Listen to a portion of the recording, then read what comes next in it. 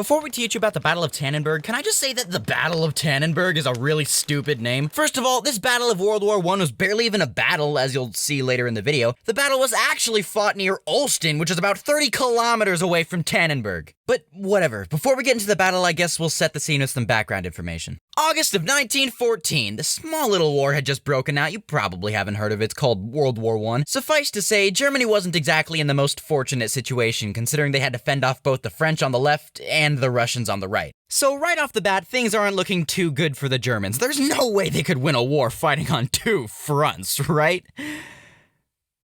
The Germans ended up devising a plan where they could fight off the French by invading through Belgium and then pivot eastward to face the Russians before they could retaliate. But since Russia isn't exactly known to be cooperative, how could the Germans just leave Russia to sit and watch as they invaded France? Well, technically, they didn't have to. Since Russia was coupled with jagged terrain and terrible industrial technology, they couldn't exactly move very well. And since Russia had virtually no infrastructure, their terrible railway cars were incompatible with the Germans anyway, so mobilization was difficult, to say the least. And on top of that, the Germans had actually cracked the Russians' coded radio messages, and even though Russians were aware of this, they still used their cracked code because they found it too difficult to provide every Russian commander with a new codebook. Fantastic. Luckily for Russia, the Germans actually did miss a message that ordered the two Russian armies to start moving a full 3 days before the attack. Wait, two Russian armies? I hear you ask yourself. Yes, there were two Russian armies. They were led by...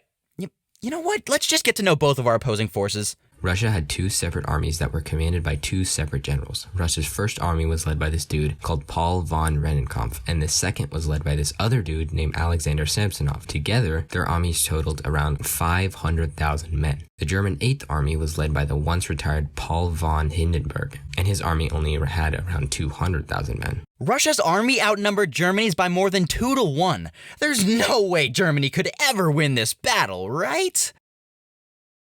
Now that we're familiar with our fighting characters, let's get back to the plan. So the two Russian armies started moving a full 3 days before the attack. Since Germany missed the memo, they were defeated in the Battle of Gumbinnen in mid-August against the Russian armies. But whatever, that's not important. We're here to talk about their battle with the second Russian army, and that, my friends, was the Battle of Tannenberg. So like a bunch of idiots, the two Russian armies got separated by the lakes of Masuria when the first army stopped to resupply.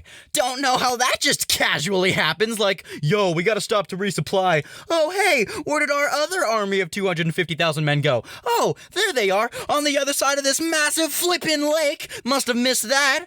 But whatever, the armies were separated now. This meant that the Germans could divide and conquer against the two Russian armies rather than face them both at once. But since the second army was advancing further, Germany decided to turn most of their attention to them. Germany split up their army in order to attack from all angles in order to prevent the first army from trying to help. Since the Russians had such terrible mobility, the split-up German army was able to catch up easily. But before the battle begins, let's just talk about who we're up against. As we've already established, the Russians had more than double the amount of men Germany had. Russia also had twice the amount of firearms since both armies were equipped with loads of artillery, including rifles and variants of the Maxim machine gun. But you know what they didn't have enough of?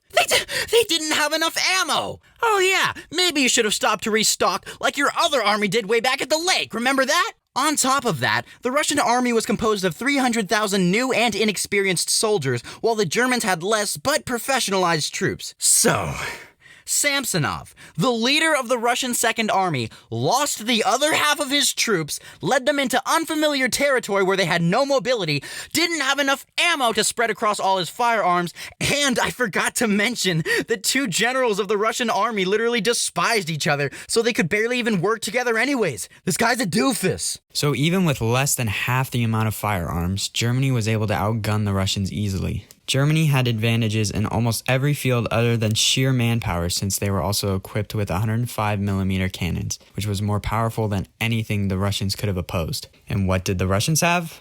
A lot of dudes and a lot of vodka. August 26th, finally, the Battle of Tannenberg commences. The German division led by von Francois decided to go against orders and hold back instead of attacking immediately. While this rightfully pissed off everyone in command, since Samsonov was initially given the upper hand, the divisions were able to surprise attack the Russian army, which sent them into retreat. Once again, Francois disobeyed orders and traveled east to try and encircle the Russian Second Army. This was a success, and the Russian Grand Duke was forced to order the First Army to come to Samsonov's aid. Yo, I know we kind of separated at that lake, but since you restocked, could you come help us out? Ooh, I mean, you kind of ditched us while we were restocking, so maybe if you say please? Please? Fine. So Rennenkampf led the first army to come to the aid of Samsonov. But remember how Germany split up their army in order to prevent this exact situation? Yeah, well, that worked. The first army didn't make it in time and were absolutely annihilated by the Germans. This left no choice but for the Russian Second Army to surrender to the Germans only a day later. And rather than face the Tsars, Samsonov wandered deep into the forest and killed himself. So that was the Battle of Tannenberg. Moral of the story, don't ditch your friends on the other side of a lake. Well, I guess since they hated each other, they weren't really friends, but whatever, let's just go with that.